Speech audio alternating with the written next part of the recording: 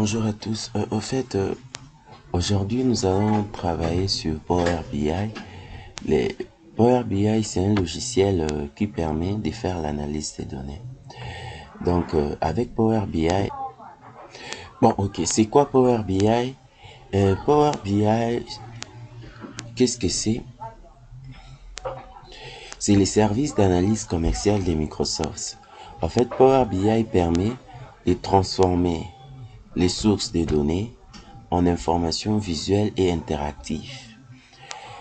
Il se compose d'une application de bureau qu'on appelle Power BI Desktop qui permet de collecter les données et de générer les rapports.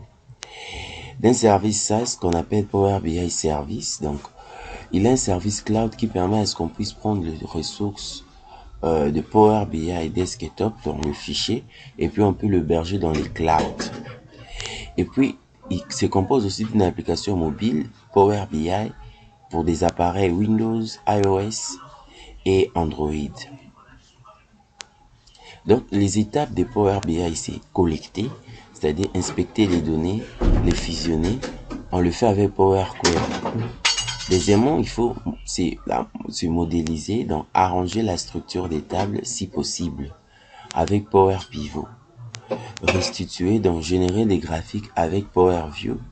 Et puis publier, donc partager les rapports avec Power BI Service. Donc, c'est en fait ça les étapes pour utiliser Power BI. Bon, ça c'est d'une manière théorique. Ici, on va prendre un exemple. J'ai un dossier ici où j'ai listé les différents ventes. À l'intérieur, j'ai des ventes par rapport aux différents pays. Je prends même USA. Je prends toujours ces copies.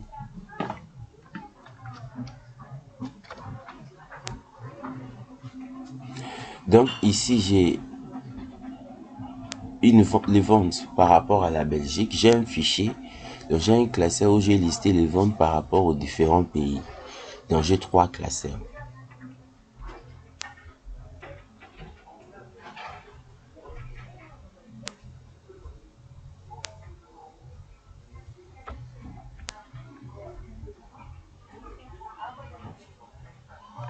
Donc, ici, j'ai listé les ventes de la Belgique. C'est un fichier, donc c'est un classeur qui contient toutes les informations et entrées à la vente du côté de la Belgique. Vous avez vu que j'ai mis tout mon tableau sous forme de tableaux automatisés. Et puis quand c'est sous forme de tableaux automatisés, je dois partir dans l'onglet création ici. À partir de l'onglet création, je dois donner un nom à mon tableau. Je l'ai nommé Belgique. Dans le nom que je peux donner à mon tableau, je ne peux pas mettre des espaces, ni des accents, ni des caractères spéciaux.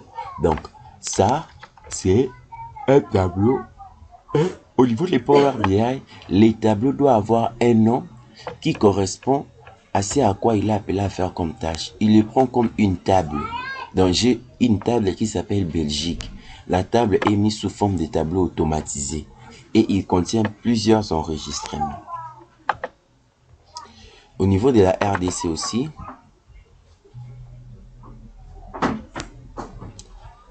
j'ai listé toutes les ventes. J'ai listé aussi les ventes par rapport à la RDC.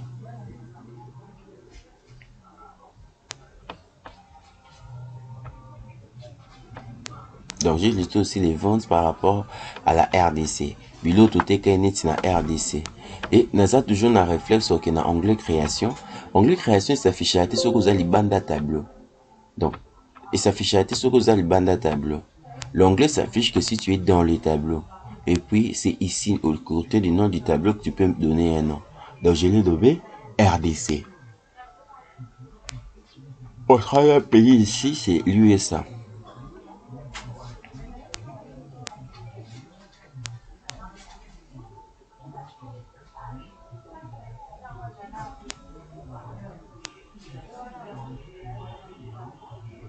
Dans mon troisième pays ici, c'est l'USA.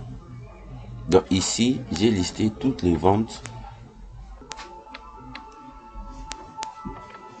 Ici, j'ai listé toutes les ventes de l'États-Unis. Donc, mon tableau ici, au niveau de l'onglet création, si vous allez, le nom que je l'ai donné, c'est USA. Donc, United States American. Donc, USA.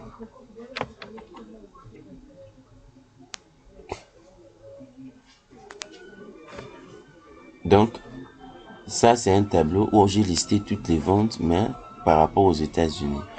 Donc, au niveau de l'onglet création, je l'ai bien nommé USA. Maintenant, le but de Power BI sera de m'aider à faire des graphiques. Je vais lancer maintenant Power BI Desktop.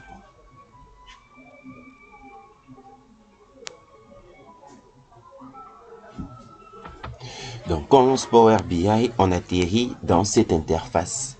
Au niveau d'ici, on va cliquer là où on a écrit obtenir les données. Donc, lui ne permet pas de créer des histoires. On l'utilise que pour analyser les données que l'on a déjà à notre disposition. Je clique sur obtenir les données.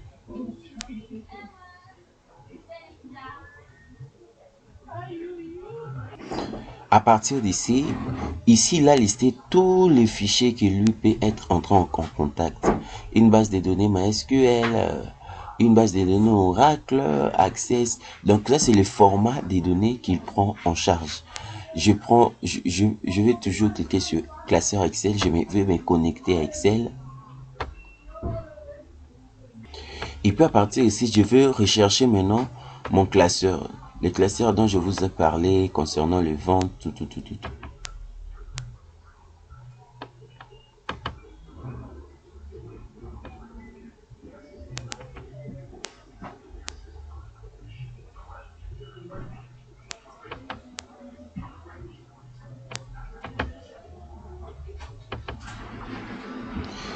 Je prends pour le premier pays la Belgique. Je vais cliquer.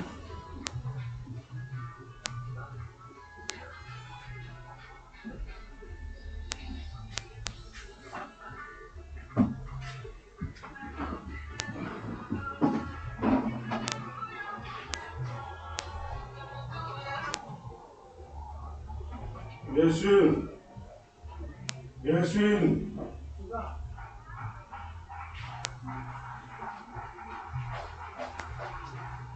Ok. Bien sûr, d'abord. Bien sûr.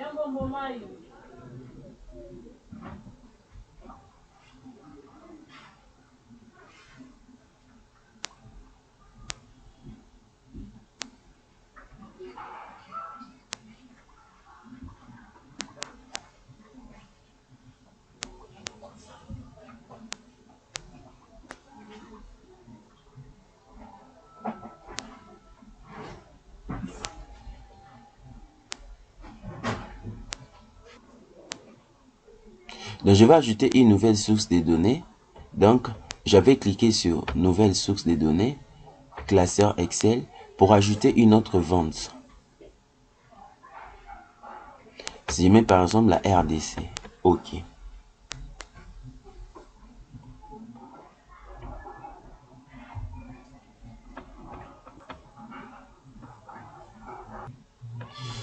OK.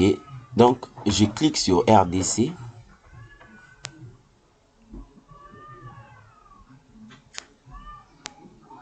On m'a listé toutes les ventes par rapport à la RDC. C'est important de nommer les tableaux pour bien les retrouver. Je clique sur OK.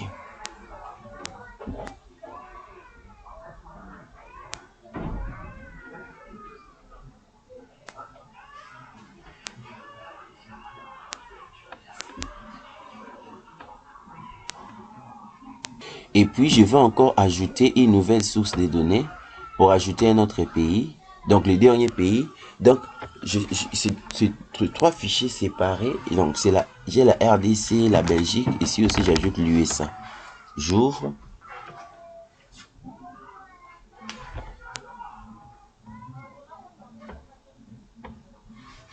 Donc, ici, je vais cocher aussi l'USA.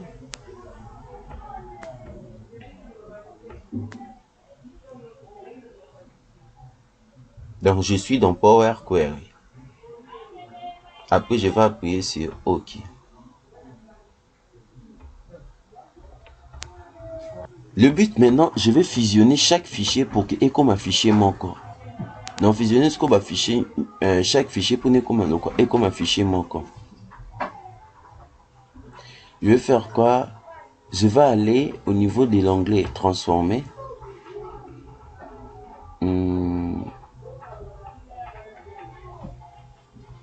Transposer, non pas transposer. Je cherche pivoter, déplacer, non pas ici. Combiner, ok, combiner, fusionner des requêtes. Je clique.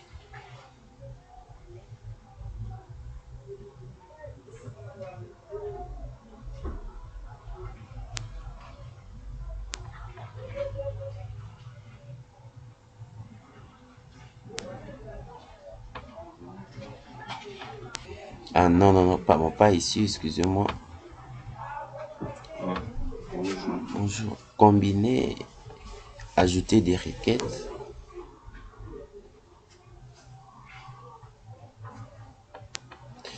Je vais ajouter une table. Je suis au niveau de la table. J'ajoute la RDC.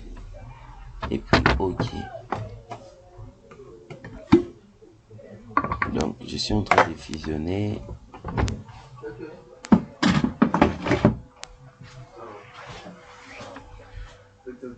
Donc, je suis en train de fusionner la RDC avec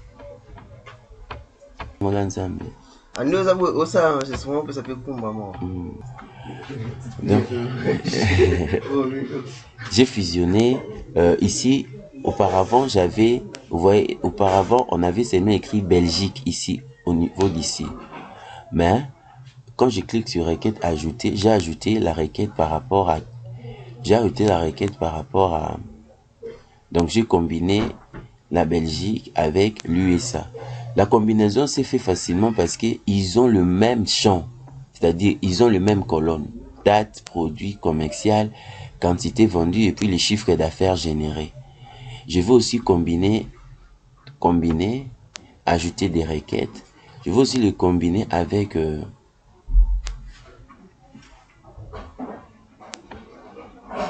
l'USA. Je vais les combiner encore avec l'USA.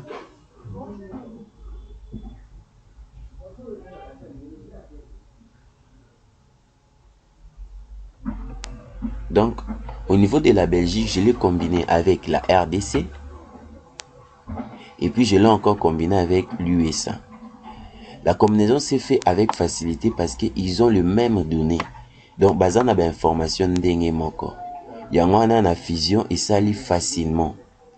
C'est ça en fait ce que je voulais avoir. J'ai fait un clic droit, renommer.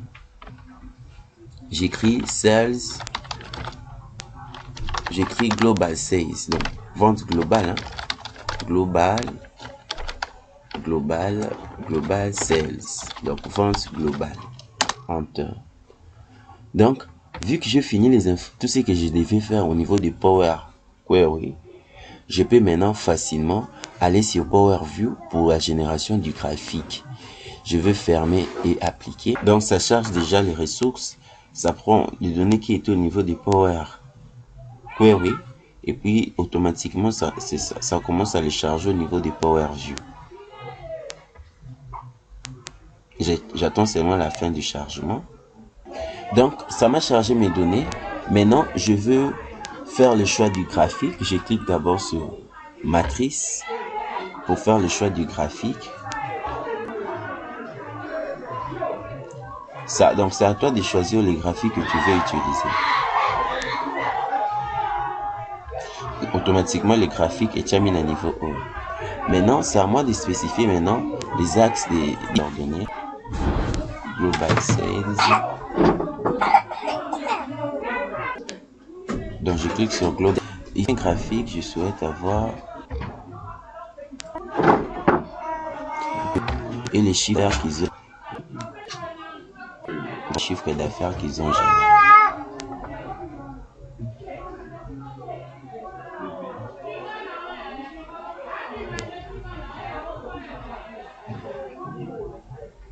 Automatiquement, le graphique va s'adapter par rapport à mon besoin.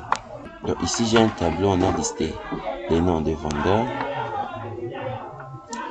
Je suis même en train de l'élargir. Donc, on a listé les noms des vendeurs et les chiffres d'affaires qu'ils ont générés. Je peux même cliquer ici pour bien voir les valeurs, plus d'options, affichées sous forme de table.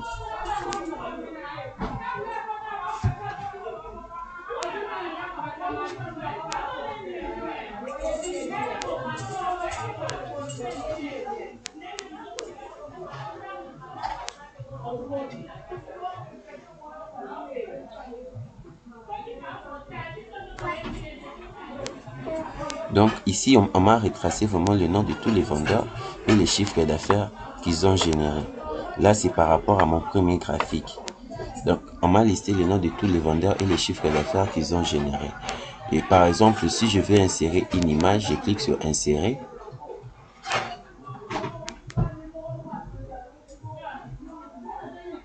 Mais avant d'insérer, donc ça c'était juste l'aperçu de notre tableau. Si je clique sur retour au rapport, donc c'est comme ça. Je peux ajouter un nouveau visuel en allant sur l'onglet accueil. Nouveau visuel. Donc ici, je peux le mettre sous forme de matrice. Je clique sur matrice.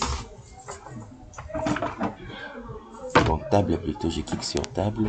Je coche chiffre d'affaires et les différentes vendeurs qui ont effectué.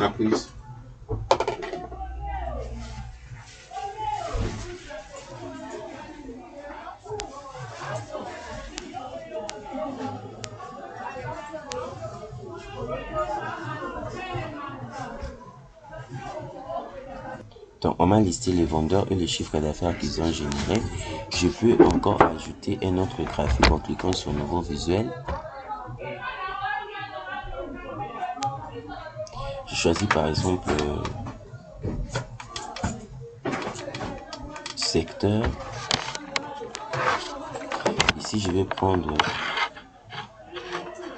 les vendeurs, les quantités qu'ils ont vendues.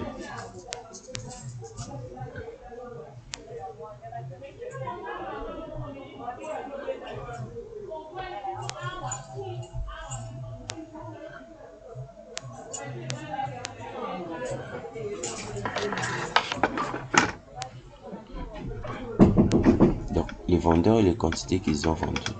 Quand je me positionne au niveau d'ici, je vois les détails par rapport à la quantité qu'a vendu chaque vendeur. Je peux aussi ajouter de nouveaux visuels.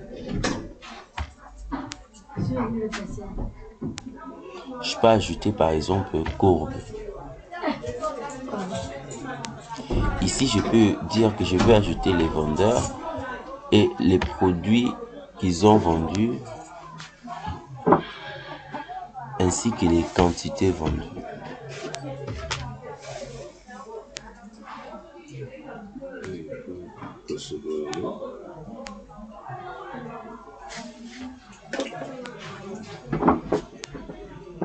Je fais d'abord 3 sélections pour voir les résultats. Donc, Power BI nous permet de créer des visuels. C'est ça en fait les visuels dont on parle. Il fait ce que fait l'ami, mais la qualité est que lui est spécialisé dans ça. Donc, lui est spécialisé dans ça. Donc, quand je me positionne, automatiquement, j'ai l'aperçu de toutes les quantités vendues par rapport aux différents produits. Donc, idem, je clique sur nouveau visuel. Bon, c'est le pas du chef. Livre. Bon, ça. Tu pars. Je ne suis pas quelqu'un qui joue. Vendeur, tu pars. produit Tu et restes puis là, quantité vendue. ça ne t'intéresse pas. C'est chez nous, non? Chez vous, ça t'intéresse. Bébé. Pas de problème. Bébé. Bébé. Pas de problème. Quoi, bébé? Cochon, elle, je peux serrer un autre type que je suis en train de passer actualiser à ça.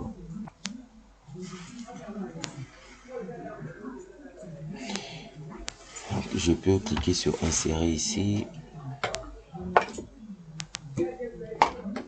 Si je souhaite insérer, disons, une image,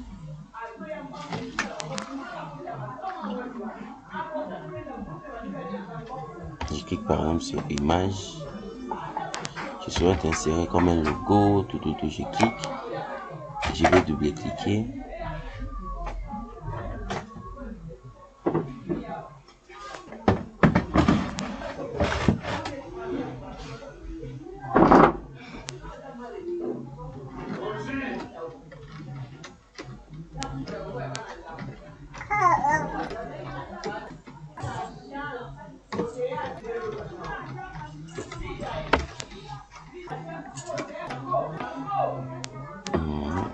Ça charge l'image.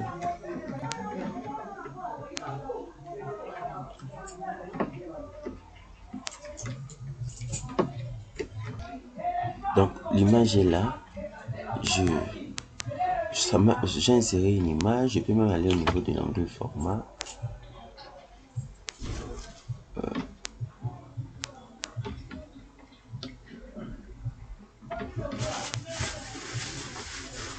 L'onglet affiché.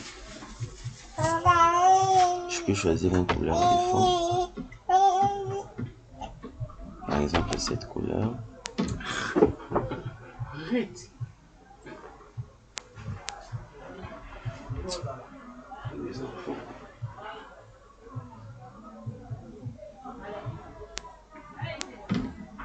Les enfants cherchent toujours. Ça dépend de la couleur que nous voulons utiliser. Il y a une liste de plusieurs. Dans mon deuxième page là, ça dépend de ce que je veux faire. Je peux encore ajouter un autre visuel. Je peux aller sur l'onglet insérer. Je peux insérer une zone de texte pour ajouter même un titre ici.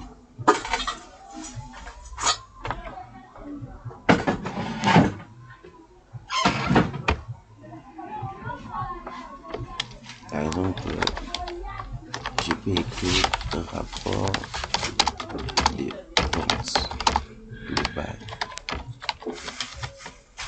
Donc mon texte est là. Je peux choisir la police, je mets ça en gras. J'augmente la taille même à 16. Je vais le souligner, je vais le centrer. Donc, je peux choisir la police ici.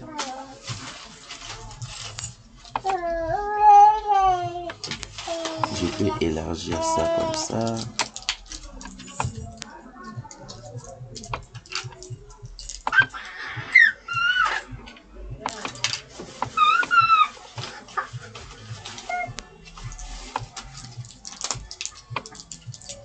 Donc, en gros, c'est un peu ça. Donc, je peux seulement jouer sur... Donc, maintenant, à la fin, quand on finit ce qu'on est en train de faire, on peut, au niveau de l'onglet accueil, le publier. Maintenant, pour publier, on dit quoi? Publier ces rapports en ligne dans les services Power BI. Donc, Power BI Service. Pour avoir maintenant accès à Power BI Service, il faut créer un compte. La création de compte, il faut s'abonner et puis il faut à partir de ces comptes, c'est là qu'on peut publier les rapports dans les clouds. Mais sinon, nous, on va juste l'exporter en local parce qu'en exportant les rapports en local, on peut aussi le mettre même en Google Drive. Il y a beaucoup de services de cloud computing, OneDrive. Donc, je vais exporter les rapports pour que je puisse... Donc, j'ai généré le format PDF des rapports.